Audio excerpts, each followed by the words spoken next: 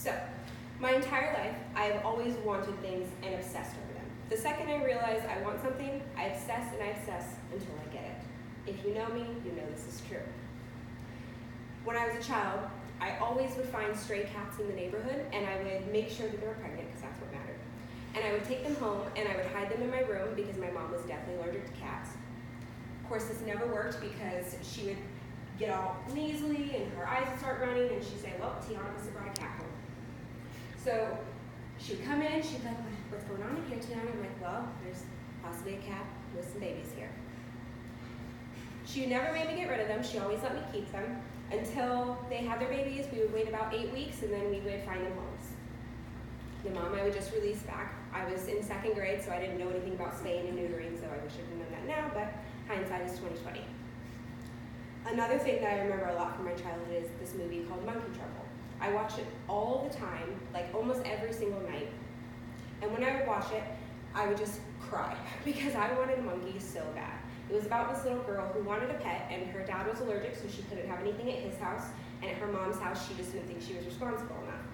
So one day she was out and she found a capuchin monkey, and of all things to find, she found a monkey. But she found one, and she took it home, and she kept it hidden in her room until her dad would start having allergies, and eventually they found out she had a monkey. But ever since then, I've always wanted a monkey. Flash forward to when I was 22. I moved to Hawaii on my own because I decided I wanted to move there, so I saved money for about 3 months, and then I went. Right away, I started school, and I started working at the Sprint cell phone store. I was there for a few months, and then one day when my friend was visiting from Washington, I went to the beach with her, and we skipped work. And I ended up breaking my leg at the beach. And when I was put into the ambulance, I saw this dog, and I was already on the whatever drip they gave me. And I saw this dog, and it was all blurry, and it looked like a husky, and I was like, wow, why is my dog here? I didn't bring my dog. When I woke up in the hospital, I later found out that that was actually my boss who owned all of the Sprint stores on the island. He was there with his dog, and he was standing at the door of the ambulance as they shut the door, seeing me calling in sick from work. It's safe to say I was fired.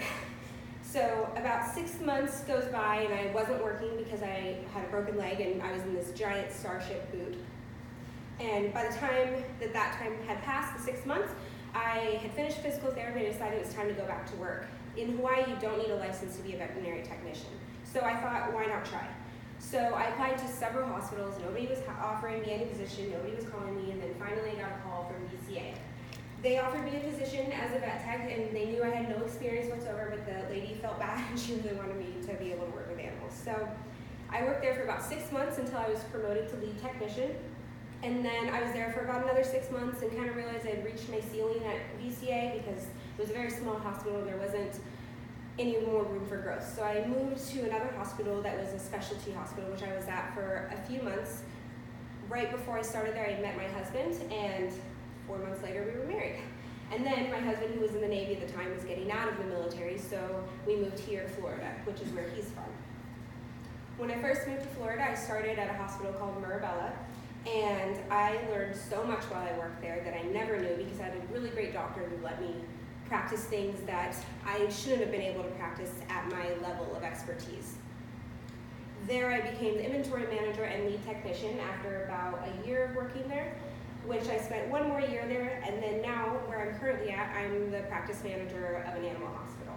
So to get that far in your life in just 6 years in this career is pretty big for me, but at this point, I really want to focus on getting my license so I can better understand the medicine side of things. So that is what brings me to this speech class, is learning about veterinary medicine and becoming certified vet tech. That's all I got for you. Hang it up.